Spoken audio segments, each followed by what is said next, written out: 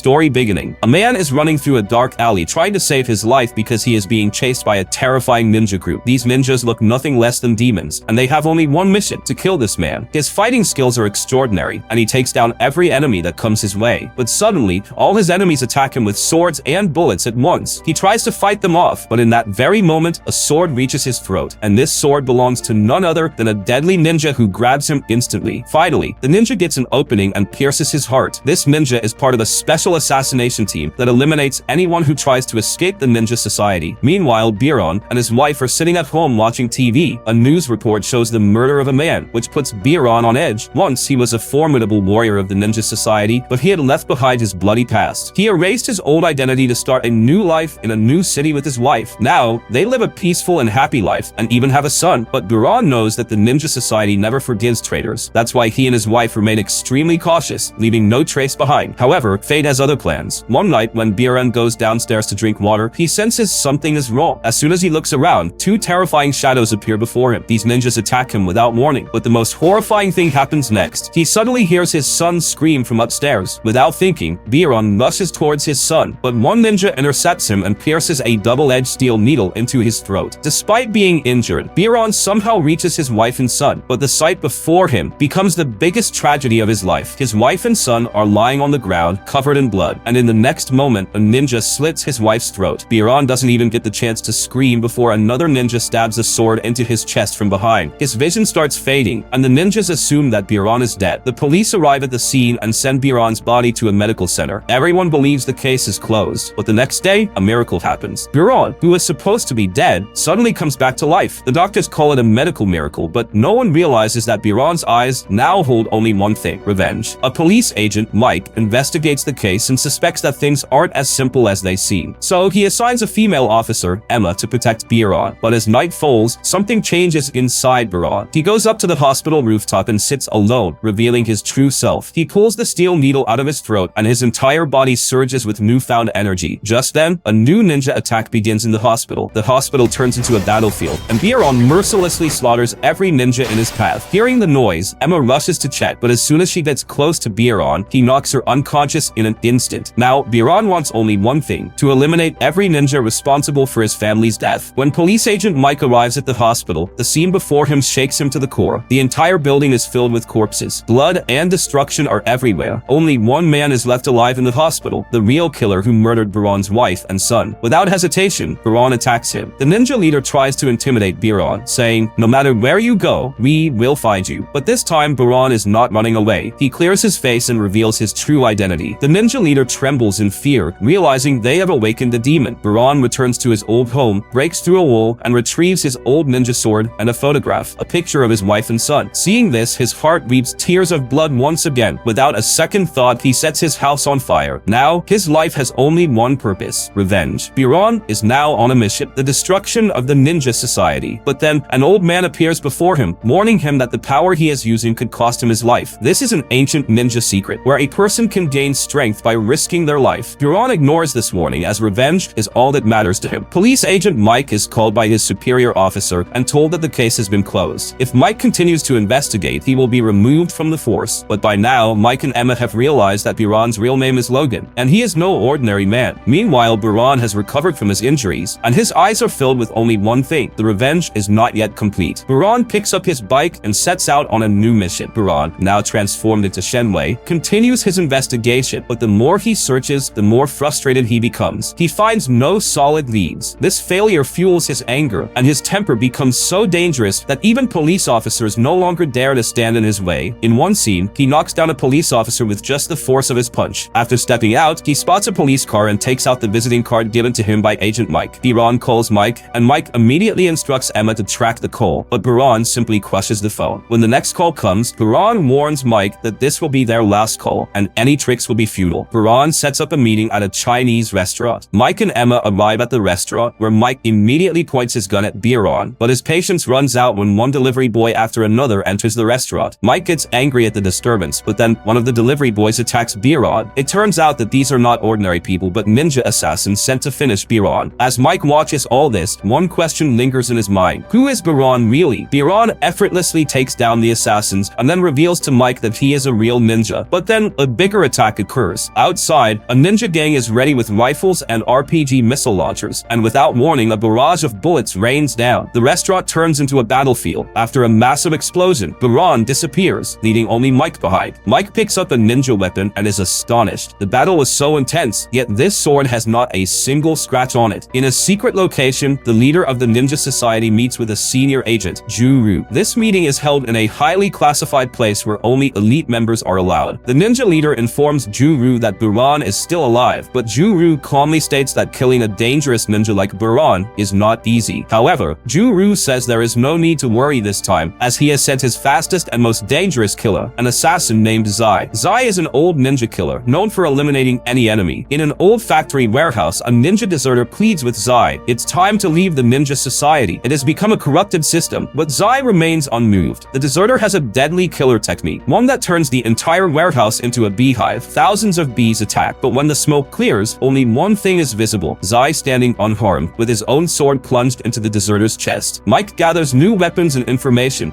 and meets Biran at a secret location in the desert. Using his police authority, Mike has found an important clue. Every ninja pursuing Byron carries a special weapon from a single company, the Aja Corporation. Emma's hacking skills reveal that the Aja Corporation controls a significant portion of the world's military contracts, technology, and weapons production. But the strangest thing is that any company that became a competitor to Aja either mysteriously died out or got caught up in a scandal. Then, another attack occurs. Mike, Biran, and Emma quickly start a car chase, but the ninja attacks seem endless. Biran pushes the car to full throttle and takes out a ninja with a swift move, but then a large truck crashes into their car and everyone is thrown to the ground. Mike and Emma reach the hospital as they have sustained serious injuries from the accident, but then Biran's phone rings. A stranger is calling him. This mysterious man must be a ninja insider, as he knows Biran's real ninja code, Ninja 17, which is known only to a select few. The man tells Biran that he will never succeed in his mission alone, but if Biran wants, he can help him. Before the call ends, an address is sent. The next day, Biran visits Mike and Emma in their hospital room and tells them everything. Mike doesn't trust the phone call at all, but Emma says this might be their last option. Now, the plan is, Biran will meet the mysterious man. Mike and Emma will investigate the Aja Corporation's scientists and their secret weapons. Meanwhile, the CEO of Aja Corporation and the leader of the ninja organization hold a secret meeting. The CEO mocks Biran's strength, but the ninja leader tells him to remain calm. Juru, an old assassin, gets into an argument with the CEO, but the ninja leader, without warning, grabs Juru's throat with his iron-like fingers and gives him a clear warning. Biran cannot stop our plans. What must happen will happen. As Biran listens to the mysterious man's words, he is reminded of his ninja past. It turns out that he and his wife had undergone ninja training together. They were part of the same team, and the third member was Juru. The three of them had sworn to live like a family in front of their teacher, but one day, during a mission, everything changed. A child appeared, and because of him, Biran's wife became the victim of a deadly attack. When Biran, now Shenwei, saves his ninja companion Molly from a deadly attack, he has no hope left. Molly's injuries have weakened her body, and her breathing is about to stop. Shenwei immediately performs CPR, and after much effort, he brings her back to life. But as soon as Molly regains consciousness, she tries to kill herself. Shenwei stops her. Molly says that a true ninja cannot live with emotional attachments, and therefore she should die. But this time, Shenwei stops her and, for the first time, speaks from his heart. He is more than a ninja. He is a human being, and now his only goal is to avenge his family. Now, Shenwei prepares for his biggest battle, infiltrating Aja Corporation's high-tech fortress. A mysterious man is helping him, revealing that Aja City is guarded by a terrifying security system, drones, face recognition cameras, and electromagnetic barriers. There is only one weak point in the security, the ventilation system, but it is also filled with infrared sensors and cameras. Shenwei will only have a 5-second security glitch to enter. As night falls, Shenwei executes his plan. Everything goes smoothly, but a drop of sweat falls on the laser security, putting the entire Aja City on alert. Security forces are immediately mobilized, and without warning, a barrage of bullets rains down on Shenwei. But this is no ordinary man. He is a demon. He takes down one security guard after another, and finally reaches the top floor of Aja Tower. But as Shenwei tries to enter,